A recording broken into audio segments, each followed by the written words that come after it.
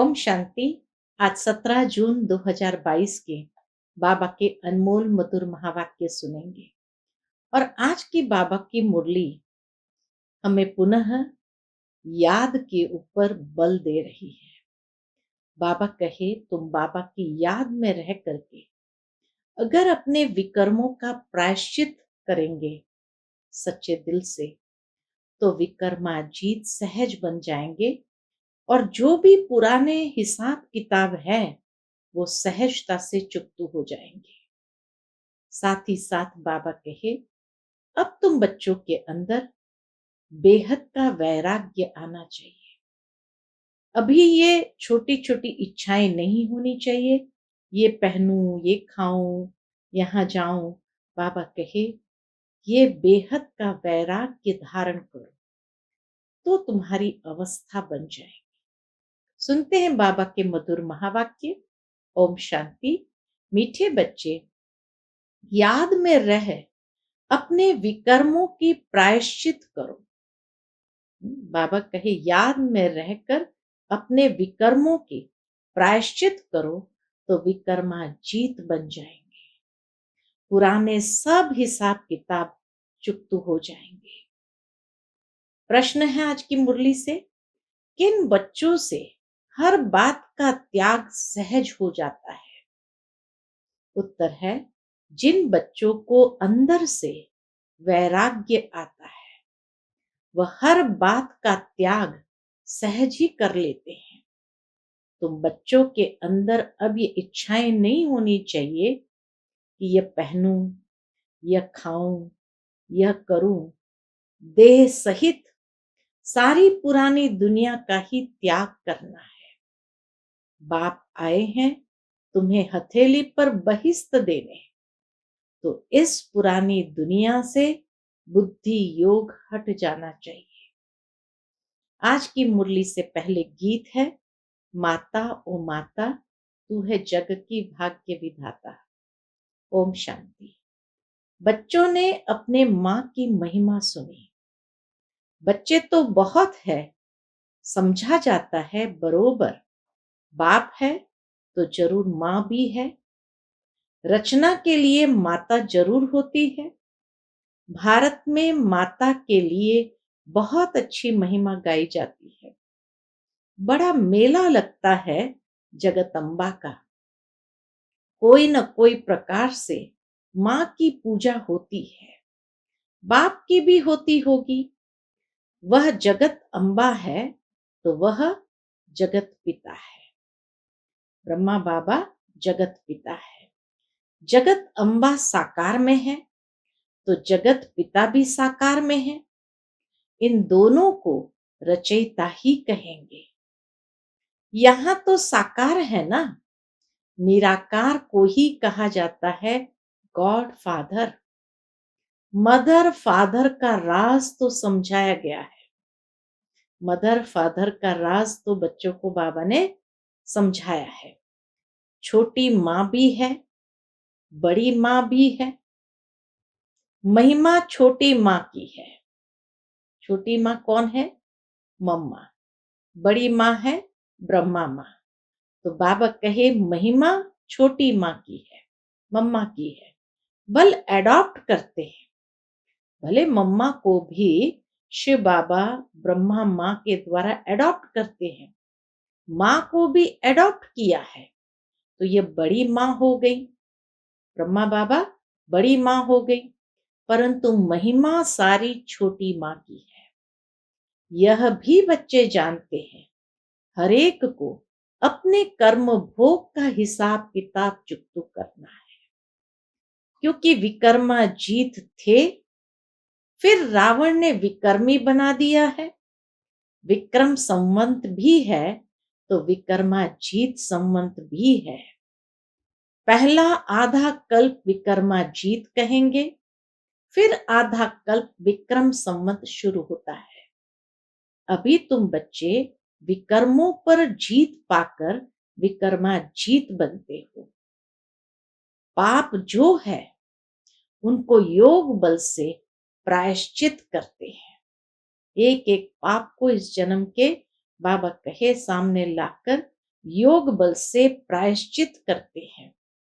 प्रायश्चित होता ही है याद से।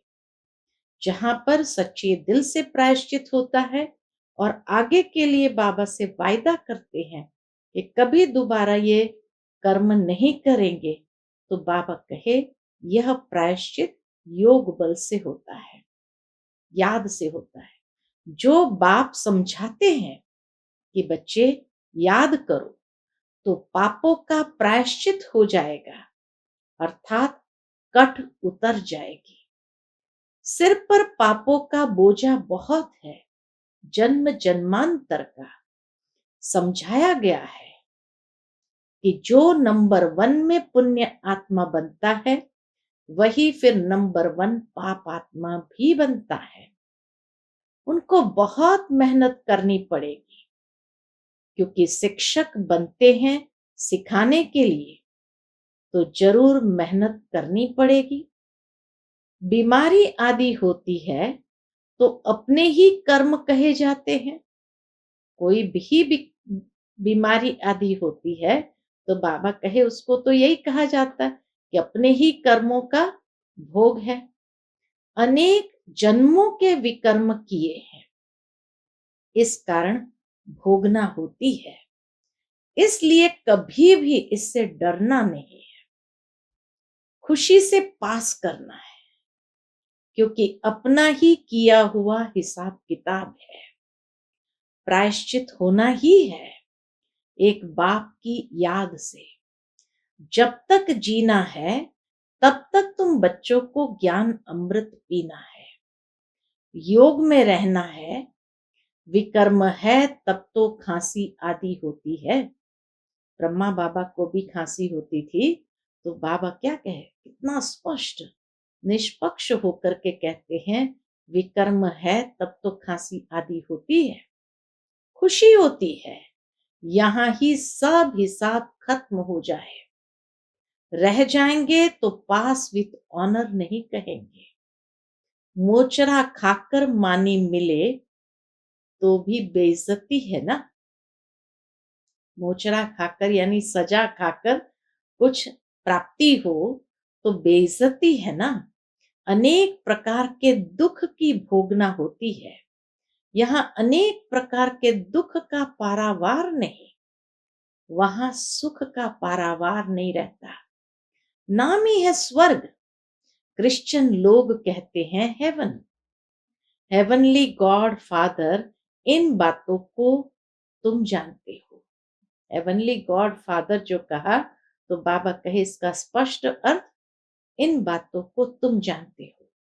निवृत्ति मार्ग वाले सन्यासी तो कह देते हैं कि ये सब कागविष्ठा समान सुख है।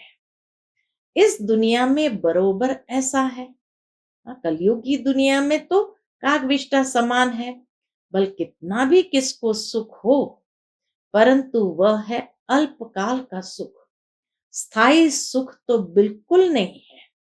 बैठे बैठे आपदाएं आ जाती है, हार्ट फेल हो जाती है, आत्मा एक शरीर छोड़ दूसरे में जाकर प्रवेश करती है, तो शरीर आपे ही मिट्टी हो जाता है। जानवरों के शरीर फिर भी काम में आते हैं, मनुष्य का काम नहीं आता है। तमो प्रधान पतित शरीर कोई काम का नहीं, कौड़ियों मिसल है। देवताओं के शरीर हीरे मिसल है। तो देखो उन्हों की कितनी पूजा होती है। यह समझ अभी तुम बच्चों को मिली है। यह है बेहद का बाप, जो मोस्ट बिलवेड है, जिसको फिर आधा कल्प याद किया है। जो ब्राह्मण बनते हैं वही बाप से वर्षा लेने के हकदार होते हैं। सच्चे ब्राह्मण बहुत प्योर होने चाहिए। सच्चे ब्राह्मण बाबा कहे बहुत प्योर होने चाहिए। सच्चे गीता पाठी को पवित्र तो रहना ही है। वह झूठे गीता पाठी पवित्र नहीं रहते। अब गीता में तो लिखा हुआ है काम महाशत्रु है, फिर खुद गीता सुनाने वाले पवित्र कहाँ रहते हैं। गीता है सर्वशास्त्रमय शिरोमणि, जिससे बाप ने कौड़ी से हीरे तुल्य बनाया है, यह भी तुम समझते हो। गीता पाठी नहीं समझ सकते, वह तो तोते मुआफिक पढ़ते रहते हैं। महिमा सारी है ही एक की, और किसी चीज की महिमा है नहीं। ब्रह्मा विष्णु शंकर की भी नहीं। तुम उनके आगे कितना भी माथा टेको, उनके आगे बलि चढ़ो, तो भी वर्षा नहीं मिलेगा। ब्रह्मा विष्णु शंकर के आगे कितना भी माथा टेको, बलि चढ़ो, तो भी वर्षा नहीं मिलेगा। काशी में काशी कलवट खाते हैं ना, अभी गवर्नमेंट ने बंद करा दिया है, नहीं तो बहुत काशी कलवट खाते थे। कुएं में जाकर कूदते थे। कोई देवी पर बलि चढ़ते थे, कोई शिव पर। देवताओं पर बलि चढ़ने का कोई फायदा नहीं। देवताओं पर बलि चढ़ने का बाबा कहे कोई फायदा नहीं। काली पर बलि चढ़ते, काली को कितना काला काला बना दिया है।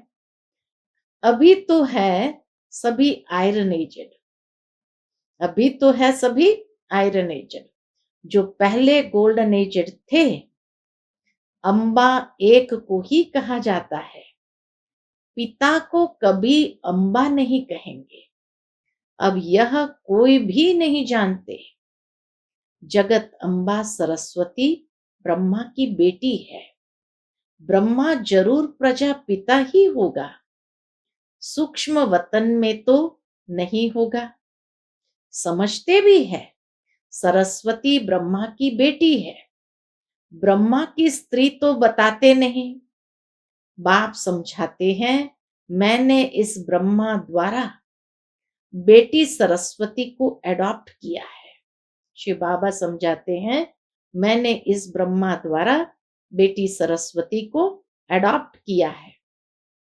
बेटी भी समझती है, बाप एडॉप्ट करते हैं। ब्रह्मा को भी एडॉप्ट किया। ये बहुत गुह्य बात है, जो कोई की भी बुद्धि में नहीं है। बाप तुमको अपना भी अंत बैठ कर देते हैं, सो तो जरूर सन्मुख ही देंगे ना, प्रेरणा से थोड़ी देंगे। भगवान वाच, हे बच्चे, सो जरूर साकार में आवे तब तो कहेंगे ना। निराकार बाप इन द्वारा बैठ पढ़ाते हैं, ब्रह्मा नहीं पढ़ाते। ब्रह्मा को ज्ञान सागर नहीं कहा जाता है, एक ही बाप को कहा जाता है। आत्मा समझती है, ये लौकिक बाप नहीं पढ़ाते, पारलौकिक बाप बैठ पढ़ाते हैं, जिससे वर्षा ले रहे हैं। वैकुंठ को परलोक नहीं कहा जाता, वैकुंठ को परलोक नहीं कहा जाता। वह है अमर लोक, यह है मृत्यु लोक। परलोक अर्थात जहां हम आत्माएं रहती है, यह परलोक नहीं है। सत्युग को सत्युग को बाबा कहे परलोक नहीं कहेंगे, लेकिन परमधाम को परलोक कहेंगे। सत्युग को अमरलोक, और यह है मृत्यु लोक। हम आत्माएं आती है इस लोक में, परलोक से इस लोक में। परलोक है हम आत्माओं का लोक। तुमने राज्य इस भारत में किया है, परलोक पर नहीं। परलोक का राजा नहीं कहेंगे। कहते हैं लोक परलोक सुहाले हो। दुनिया में ऐसी कहावत है, लोक परलोक सुहाले हो। यह है स्थूल लोक, और फिर परलोक सुहाले बन जाते हैं। वही भारत वैकुंठ था, फिर बनेगा। यह है मृत्यु लोक, लोक में मनुष्य रहते हैं। कहते हैं वैकुंठ लोक में जावे, कहते हैं वैकुंठ लोक में जावे। दिल वाला मंदिर में भी नीचे तपस्या में बैठे हैं, ऊपर में वैकुंठ के चित्र बनाए हैं। समझते हैं फलाना वैकुंठ पधारा, परंतु वैकुंठ तो यहां ही होता है। ऊपर में नहीं है। आज जो यह पतित लोक है वह फिर पावन लोक हो जाएगा। पावन लोक था, अभी पास्ट हो गया है। इसलिए कहा जाता है परलोक। परे हो गया ना। भारत स्वर्ग था, अभी नरक है। तो स्वर्ग अभी परे हो गए ना। स्वर्ग अभी परे हो गया ना। फिर ड्रामा अनुसार वाम मार्ग में जाते हैं तो स्वर्ग परे हो जाता है, इसलिए परलोक कहते हैं। जैसे ही सृष्टि चक्र घूमता है तो जब कलयुग में आते हैं तो स्वर्ग लोक परे हो जाता है, इसलिए उसको लोगों ने परलोक कह दिया। अभी तुम कहते हो हम यहाँ आकर नई दुनिया में फिर से अपना राज्य भाग्य करेंगे। हर एक अपने लिए पुरुषार्थ करते हैं। जो करेगा सो पाएगा। सब तो नहीं करेंगे। जो पढ़ेगा लिखेगा वह होगा वैकुंठ का नवाब, अर्थात मालिक बनेंगे। तुम इस सृष्टि को सोने का बनाते हो। कहते हैं ना, द्वारिका सोने की थी, फिर समुद्र के नीचे चली गई। कोई बैठी तो नहीं है जो निकालेंगे नीचे से।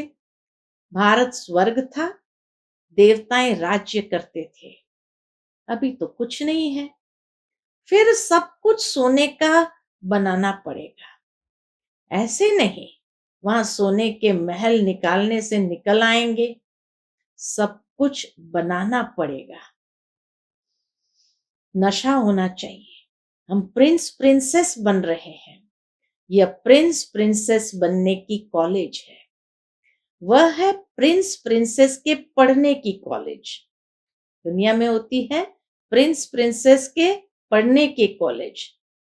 तुम राजाई लेने के लिए पढ़ रहे हो और यह है प्रिंस प्रिंसेस बनने की कॉलेज। अभी राजाई लेने के लिए पढ़ रहे हो। वह पास्ट जन्म में दान पुण्य करने से राजा के घर में जन्म ले प्रिंस बने हैं। वह कॉलेज कितनी अच्छी होंगी। बाबा कहे जो स्वर्ग में जाएंगे फिर वहां जो कॉलेज होंगी वो कितनी अच्छी होंगी। कितने अच्छे कोच आदि होंगे।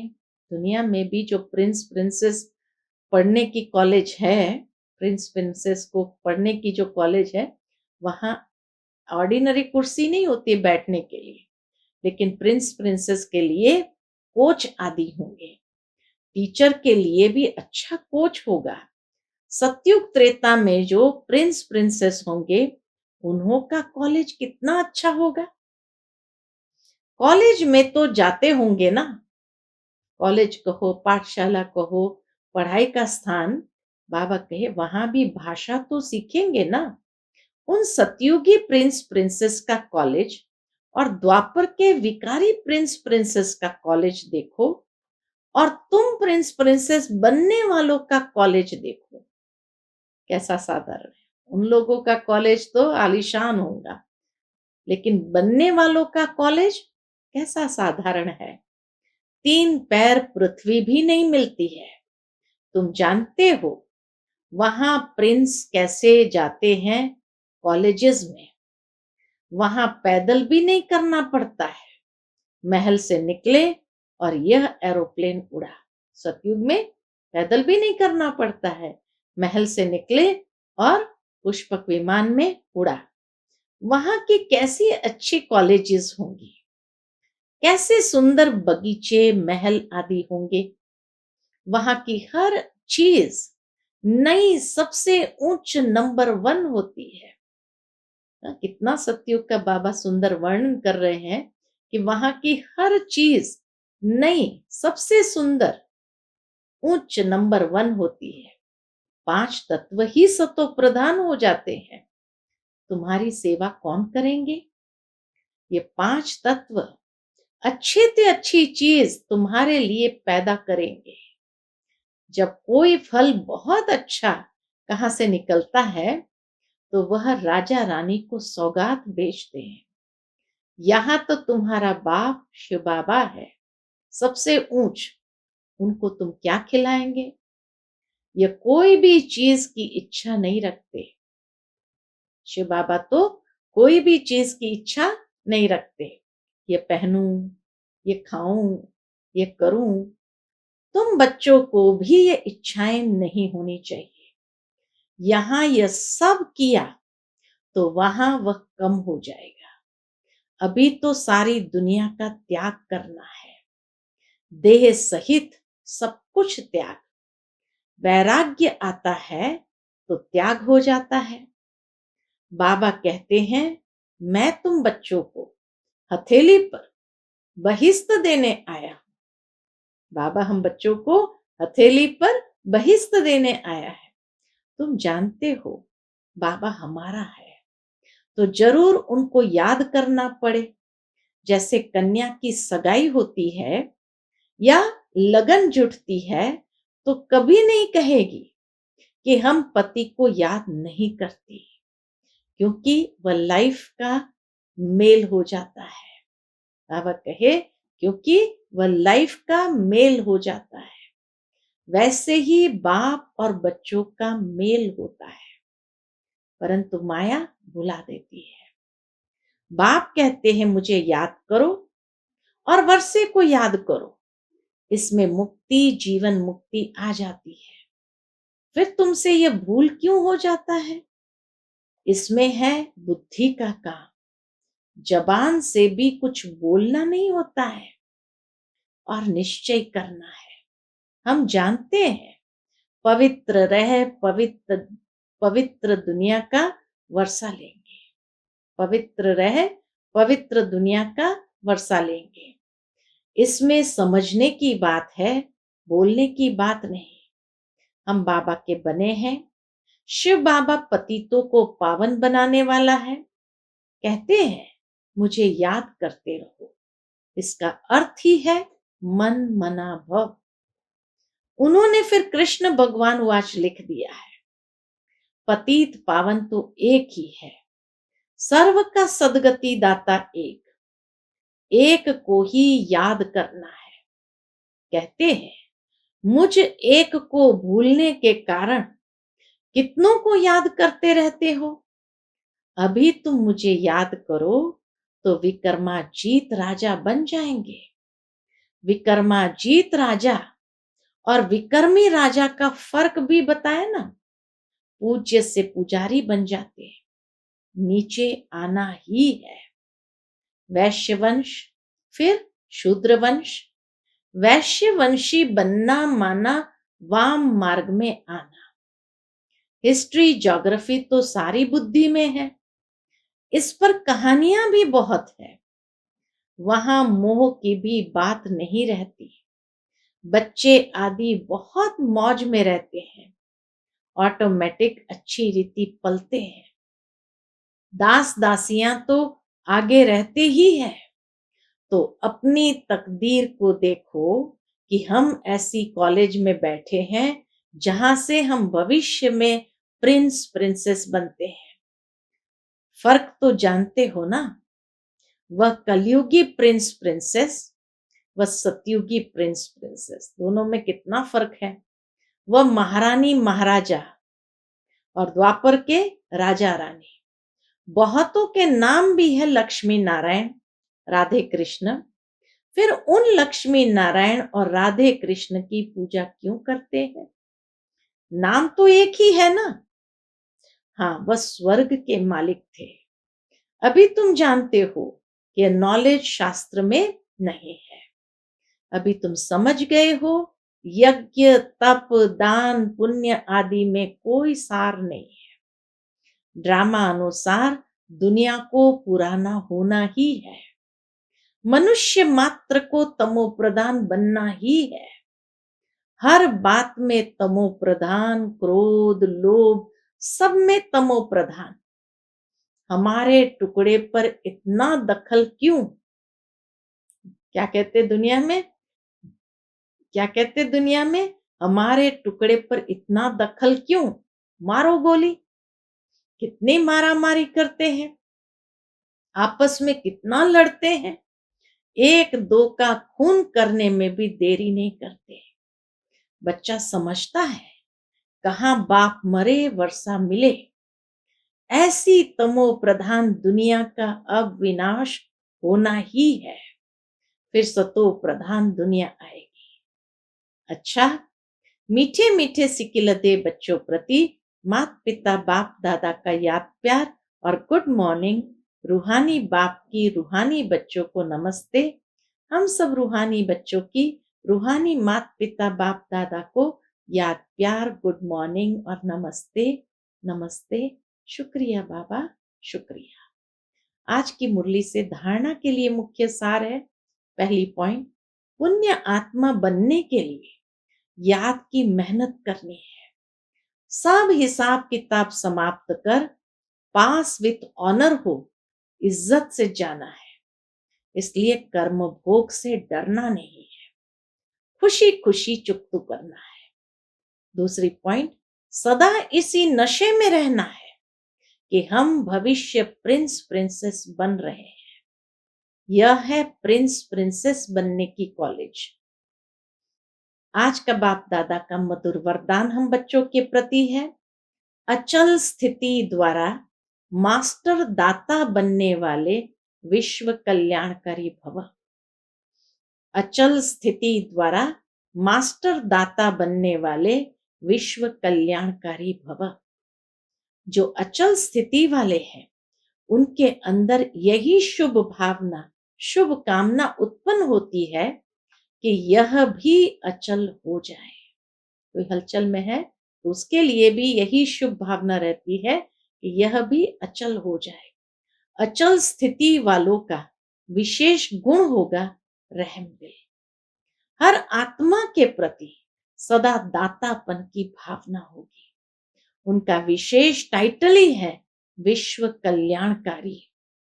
उनके अंदर किसी भी आत्मा के प्रति घृणा भाव, द्वेष भाव, ईर्ष्या भाव या ग्लानि का भाव उत्पन्न नहीं हो सकता। सदा ही कल्याण का भाव होगा। आज का स्लोगन है, शांति की शक्ति ही अन्य के क्रोध अग्नि को बुझाने का साधन है। बहुत सुंदर बात कही, शांति की शक्ति ही अन्य के क्रोध अग्नि को बुझाने का साधन है। अच्छा, ओम शांति।